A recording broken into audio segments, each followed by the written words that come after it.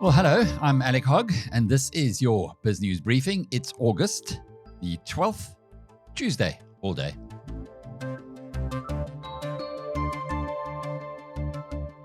In our program today, we've got a few experiential stories. I love hearing from people who are actually in it. And the first one comes from investigative journalist Pieter-Louis Myburgh on the IDT, that organization that government uses to facilitate the creation of schools, clinics, courthouses, and yet it's a cesspit of corruption. Experiential advice number 2 from Dr. Pieter Groenewald, who's the Minister of Prisons. And number 3 is the MEC for Public Works in KwaZulu-Natal, probably the most corrupt province of them all. His name is Martin Meyer, and he's got some insights into what his job has taught him. From the international scene, our boy from Escort, the man who runs the biggest gold mining operation in the world, Mark Bristow, on Barrick and how it wrote off $1 billion off its mine in Mali, but he's put a pretty good spin on it. And then who's fooling who? Donald Trump is wanting to get a 15% cut of any Nvidia chips, the H20 semiconductors that are sold to China. And China says, we don't actually want our companies to have them. My goodness, what an interesting program we've got for you today. But we kick off with going back to something that we saw recently, and that was the Saxonwold Shebeen. You might recall this is Saxonwold Drive, the 3 properties owned by the Guptas. It was once a very, a portal of power. Jacob Zuma used to get bossed around there, and the Guptas held court. Well, it has finally been sold. The first auction didn't go so well. Only one of the properties, that which housed the servants, was sold, but now the whole complex is gone. 34.5 million rand, numbers 3, 5, and 7 Saxonwold Drive, and the buyer apparently also bought the next door house, 7A, for 6.5 million rand. So it's 41 million rand in total. That was spent for the palace of the Guptas in Saxonwold, or better known as the Saxonwold Shebeen. And I presume he's going to maybe, create an even bigger compound into the future. It'd be interesting to watch this space. But let's move on to a story of the moment. It's very good when you're a journalist to see one of your kind who's actually become a bit of a national hero, but that's Pieter-Louis Myburgh. He managed to set up a sting for the chief executive of the IDT. The IDT got a budget of about 5.5 billion rand a year to go and build schools, to build clinics, community centers. So in other words, serving the poorest of the poor. Well, instead of doing that, they have been plundering it with gay abandon. Pieter-Louis Myburgh has been all over the place for receiving 60,000 rand as a supposed bribe in cash, nogal, from the CEO and the spokesman of the IDT, and then playing the video of the situation so that we could see exactly what these guys were up to. It's a heck of a story. So I asked him, given all the work that he's done, and he's written a couple of bestsellers, and he's been involved in Gupta leaks and many of the other, this most recent Digital Vibes story, many of those other investigations. I asked him if he were called by this big workshop that we've got that Cyril Ramaphosa wants to put together, and seems like nobody else wants to attend, the 700 million rand national dialogue. If he was asked to advise people on how we tackle our number one problem in South Africa, which is crime, how he would suggest they should go about it. I would skip the talk shops, honestly. And I think that is a general sentiment out there at the moment is we don't need a 700 million rand dialogue to fix what a lot of us view as evidently obvious in terms of fixing some of South Africa's most pressing problems. So the first would be, and this very clearly came out at the Zondo Commission, is to fix the space in which criminal offences is investigated and prosecuted. So the entire criminal investigations judicial framework needs a radical redress. The NPA, and especially the NPA's unit tasked with going after high-level corruption, is in radical need of more funding and resources. So they are short-staffed. The Hawks' criminal/corruption busting units are also hollowed out because of those, state capture Zuma years. And these are two entities that really, if they start doing proper, arrests and then successful prosecutions, and it happens routinely, and it's not kind of an isolated thing, which is currently happening, then the deterring factor becomes all the more overwhelming. And should certainly put a chilling factor on the brazenness with which the corruption is currently happening. And that is something that does not require a national dialogue. I think it really is one of the key problems facing South Africa still after the Zondo Commission. And I think that's what's really been alarming to a lot of us, is the Zondo Commission was supposed to be this cathartic moment where we aired all the corruption and we're going to deal with it now quickly. And then now we're sitting 4 years after the conclusion and, the recommendations. And not only are the existing or the previous state capture cases not really being prosecuted in large numbers, but many new corruption fiascos or scandals have emerged after that. So I'm always almost like in my timeline nowadays, cutting it up as state capture 1 and state capture 2. If you look at the recent history of South Africa, we had the state capture version under Zuma with the Guptas and many other players. We shouldn't make the mistake of only saying it's just the Guptas. But then in steps President Ramaphosa in his supposed reform era. And then we still have things like Digital Vibes and Babita Deokaran and so many other issues that I can't name now. So we clearly haven't sufficiently addressed that malaise. And I think that's one of the key things. Cleaning up the state sector and its procurement environment, definitely. Appointing appropriate people who work in those procurement spaces. Ensuring that the lifestyle audits are routinely conducted. These are things that can be done. And it's very manageable for an entity like the IDT to have an ongoing lifestyle audit process in place to ensure that its officials aren't on the take and bending the tenders in the direction of their connected cronies. So, yeah, definitely. In short, if I had somebody's ear on that level, let's pause this national dialogue. Let's not go ahead with it, and let's just implement some of the fixes that there seems to be such wide consensus on in terms of what we need now in South Africa to clean up the procurement spaces so that the corruption at that level can be stymied. It's a super discussion, and well done to Pieter-Louis Myburgh, who works for the Daily Maverick, and the work that they've done has been quite exceptional in this and other regards as well. 2 big points there. If you recall, when Ramaphosa was all around us, Cyril Ramaphosa was going around the world telling us that state capture cost South Africa R1 trillion. You wonder if the next president is going to say, state capture 2 under Ramaphosa cost another R1 trillion, or was it more?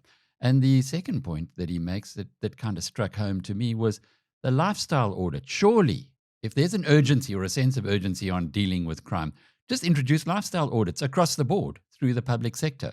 It's so easy. If a guy has a house that is way beyond his ability to service the bond thereof, then surely he got the money from somewhere else. And often these numbers are just ridiculous when you have a look at, say, for instance, the Deputy President, Paul Mashatile, and the mansions that he stays in. But keep at it to Pieter-Louis Myburgh and others of his ilk. On to the next experiential story, and this one is with a cabinet member of the Ramaphosa government, Dr. Pieter Groenewald. Now, he is the former leader of the Freedom Front Plus. He's been in Parliament since 1994. He's seen it all. And he's also a clear-thinking conservative. And his view is, now that he's seen what's going on in the prisons of South Africa, his title is the Minister of Correctional Services, but essentially that means prisons.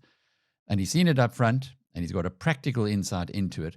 We need to reopen the conversation on corporal punishment, and he explains in this little clip exactly why, and the death penalty. Both of these interviews, by the way, are available right now on BizNews TV. You can watch the Pieter-Louis Myburgh one and the interview with Dr. Pieter Groenewald. But let's get on to why Dr. Groenewald thinks that the death penalty should be a conversation we're all having. Of course, that is always a controversial subject. And I know that there are studies say that it is no deterrent. Then you have also studies from universities all over the world that actually say that it is a deterrent when you have the death penalty. Now, you've asked me my experience. In 1994, before we had the death penalty, there were about a maximum of 4,000 lifers in our prisons. It has now risen to 18, almost 19,000. So I think that does say something. And it is not scientifically from my side, but if I just look at these numbers, then I can start asking my question, whether that will not be a deterrent. I say it will be a deterrent. It's the same if you referred now to corporal punishment, and that was exactly my argument. If people know what is happening in those overcrowding cells, you don't want to know, because you have some people saying, but it is inhumane to have corporal punishment. It's degrading for the person receiving it. The fact of the matter is, if you're in those cells and you get raped, I think it's even worse. And you're not going to be raped only once, it's going to happen many times. So that's why I said we must start that discussion again. And maybe also on the death penalty. We have people, when I said we must discuss or start the discussion on corporal punishment, some of the members of parliament then also said we must also start the discussion on bringing back the death penalty. Of course, if you do that, we must remember that it is seen as unconstitutional. There will have to be certain amendments. So I see that it will be a long road, but we must be honest towards each other and say, well, how can we solve problems? Of course, I do believe in human rights. But when you commit a crime, you must understand that you violated some other people's, basic human rights. And all over the world. And I've attended this year the United Nations anniversary of the Nelson Mandela rules, the minimum rules that must apply to prisons and all the member states. And all of them agree that you must have the balance to protect the victims of crime. And then, if you committed a crime, you cannot come forward and say, but I want full protection in terms of human rights. Of course, you must be treated with dignity, but there are rules. You have to pay the price, and that's my view.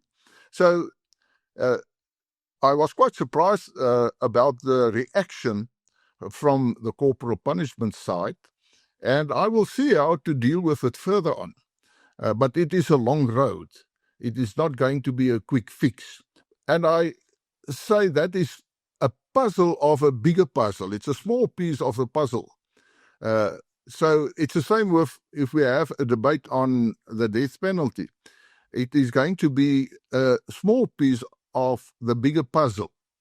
But we have to look at all these things because, as I said, if you look at the numbers, then surely when death penalty has been prohibited, there is this spike, and I call it a spike, called in 30 years up to about 19,000 lifers.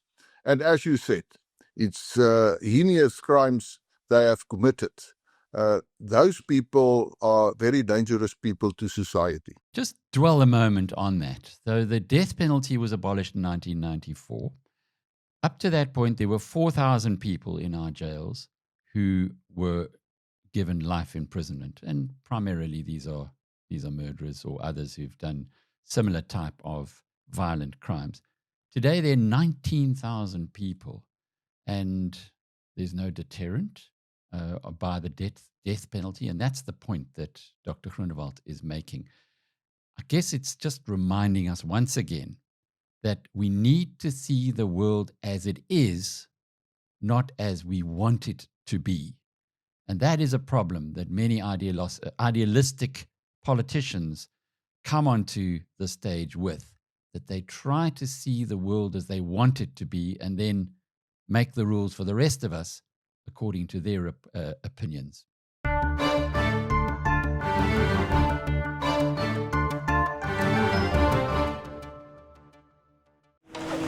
And Erasmus is a man from this windy little town called Yaku. Sorry, other way around. Yaku's from Erasmus. Yaku, we need to talk about your upgrade problem. I don't have an upgrade problem. 2 Audis, an Opel, a Kia, and a Hyundai. It's 5 cars, Yaku. Denial. I just love cars. And we buy cars that make it so much easier for you and convenient to sell your car. You want to try it? Okay, just once. Turn off the cameras. I see how this is addictive. Take 2 of those. We buy cars. The easiest way to sell your car by far. Right now, you can get the cheapest Forex rate around, right here, on Shift. Pay less for your dollars, pounds, and euros here, and get to shop more here, and do more here, and enjoy more ooh la la here. Shift also lets you trade and transfer currencies, and buy shares in the world's best companies. It all happens right here on Shift. You won't find a cheaper Forex rate anywhere else, no matter where you bank. Download the Shift app today.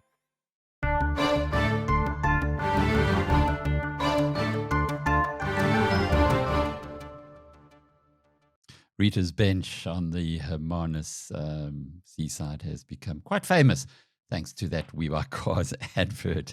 Well, on to something with a little bit more upliftment, and that's Martin Meyer. He's the MEC for Public Works in KwaZulu-Natal. In other words, he's in the provincial government and his responsibility is for public works. He's been making progress, quite a lot of it, in what is probably the most corrupt province in South Africa. He spoke today, earlier this morning, to my colleague Chris Steyn.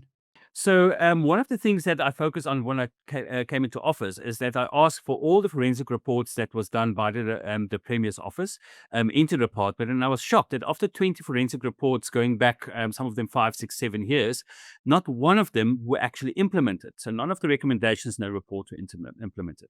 So I took an executive decision that those reports need to be implemented. We took that stance.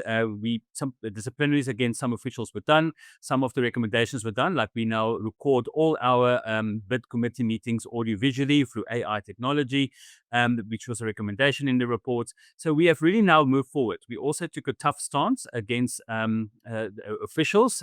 Currently, our HOD is going through his disciplinary, and 4 other senior officials were successfully prosecuted within the department and their services with us terminated. And then another big step that we took is we invited various NPOs that work in the field of corruption, like Alta, like Corruption Watch, and other NPOs to a meeting. We played open cards. We put all our things on the table with them and said, this is what we're doing currently, but how can you advise us? What should we do differently? And currently working very closely with those organizations to strengthen our whistleblowing, but also strengthen our internal measures to prevent and curb corruption in the department. And we're really on the right track right now. And what cost-cutting measures have you been able to implement? I started in my office. Previously, 2 budget speeches back, it cost the department 300,000 Rand to present the budget. We cut back. Last year it was 300 Rand. This year we cut it back to 0 Rand. We didn't spend any money on a budget because we do everything in-house, no glossy things, anything like that. The other thing we then did departmentally wise is we looked at the use of cell phones and we realized there were officials that had 2 or 3 cell phones from the department that we're paying for. We had over 50 former officials that still had cell phones. They don't even work for the department anymore, and they still had cell phones from the department. And some officials were just misusing it. So we've totally changed the way we do cell phones. We now just give a amount to the officials. They can pick their own cell phones from the preferred list, but they can't go over the amount because we now stuck to amount. And we've already saved millions just doing that very simple thing of taking control of the devices we give. Also within the ministry office, in the 6 months before I took office of last year, it cost over 3 million Rand to run this ministry and the office that I hold here. In the second 6 months, only 200,000 Rand, because we just said we can't just take 7 officials to travel with me all the time, travel all over the province using mini vehicles and all those type of things. So that's the other thing that we have done. Through digitalization as well, we'll be saving over 6 million Rand in printing costs for the department. So there's a lot of measures, and it looks like small things, but they all do add up in the end of the day. And then another big thing is that we are really moving away from consultants. We actually do have the expertise within the department. So I was unsure, why do we keep using very expensive consultants if we are able to deliver those services ourselves with the engineers, architects, and all of that we have? Very recently, we opened a school called the Faith Mohlabe School that we didn't use any consultants, and that cost us saved us almost 8 million Rand just on that one project.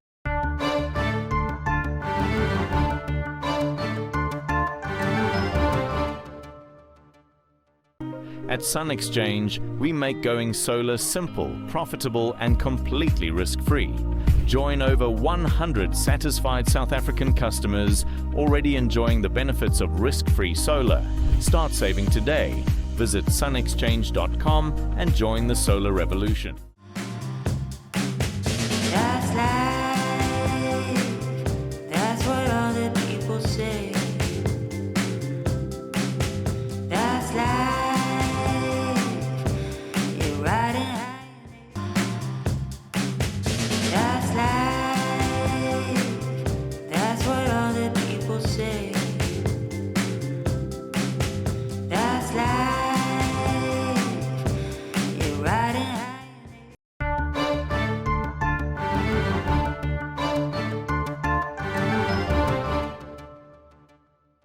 Well, yesterday and this morning, the international media were full of the news that Donald Trump had managed to pull off another deal, this time with the providers of high-quality semiconductors, Nvidia and ARM, so that whenever they sell any of their products into China, well, certainly of the high-quality range, then 15% of the proceeds has to go to the American government.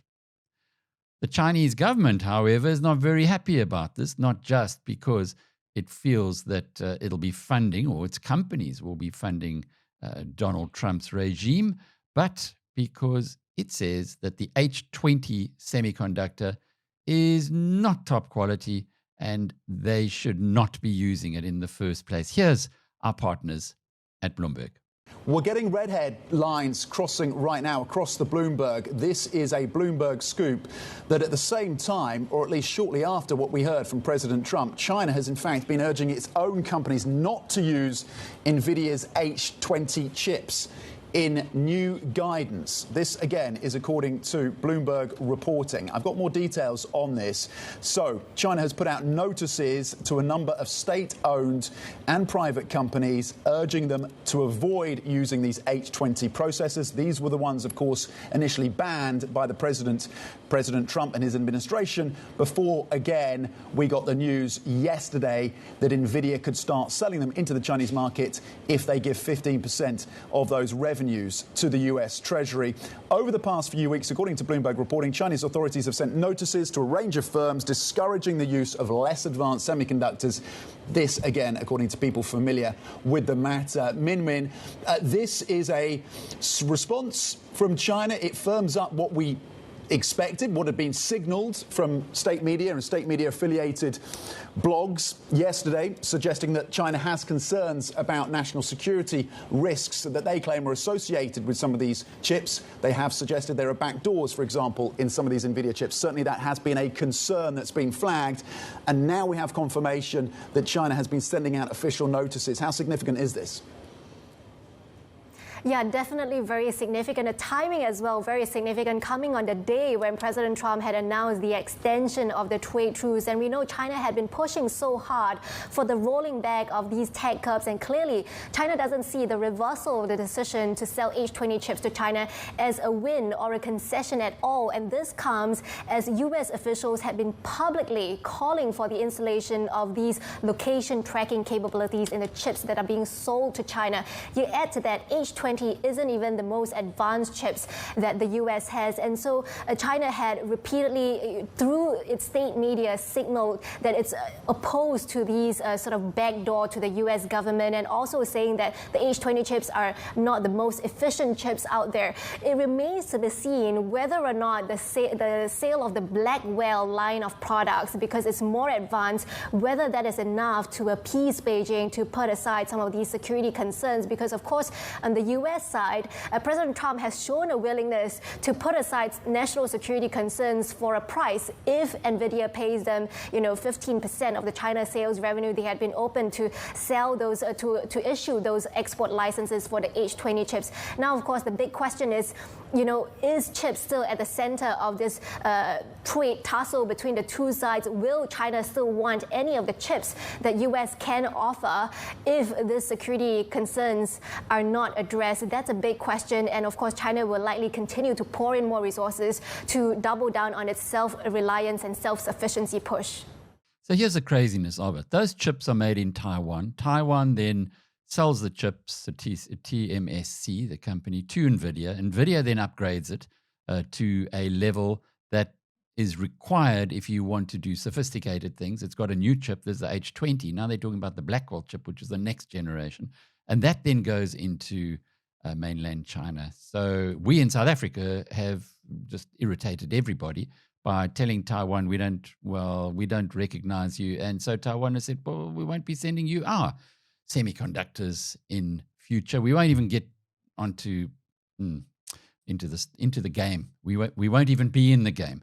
Whereas they are fighting here about the more sophisticated level of the game. The Chinese, of course, are hoping that at some point in time they'll be able to produce their own semiconductors, but that's not the case at the moment. We close off with another local boy made good in the global market, Mark Bristow. You won't hear his name as often as Elon Musk, but Mark's he's a big deal in the global scene. He runs the biggest gold miner in the world called Barrick. Barrick has a massive gold mine in Mali. Mali, however, has got a new government, and after a military coup, and the new government went into the mine and decided that they would take the gold away from Barrick. This is a problem for Barrick, of course, and as far as its investors are concerned. But good old Bristow is putting a spin on it, as you'll hear in this conversation that he had this morning with our partners at Bloomberg. Certainly a surprise, that $1 billion charge. You can see that reflected in the shares. What can you tell us about the status and the prospects of that specific mine? It's just an accounting adjustment. It's got nothing really to do about anything. The mine is no longer accounted as a consolidated component of our portfolio, and we had to change the way we account for it, and so it moved from operations to an investment. Doesn't reflect anything on the underlying value or the process that we are busy with to be able to deliver a solution for that operation. On the counter, Katie, the results were in line, and we increased dividends by 50%. We bought back more shares, well on track with our $1 billion share buyback program. Production was up and costs were down, all good for a gold miner, and certainly at these gold prices.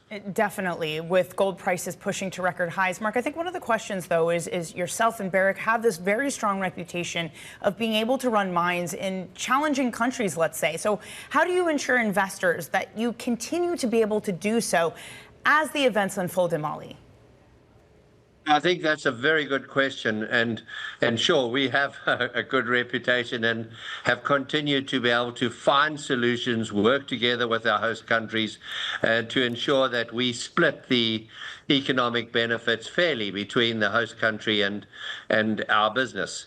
Mali is quite uniquely different in that it's a junta that overthrew a civilian government and wanted to try and push a new mining code. In fact, a new mining code that didn't even align with the mining code that they had approved. And when you invest in these sort of countries, you expect the sovereign agreements that we undertake and enter into over time to be respected. And we have dispute mechanisms embedded in our agreements, and we invoke those dispute mechanisms as we have done in Mali, just like one would do in any normal country. At the same time, it's important to open the channels of communication, which we have done and we continue to do.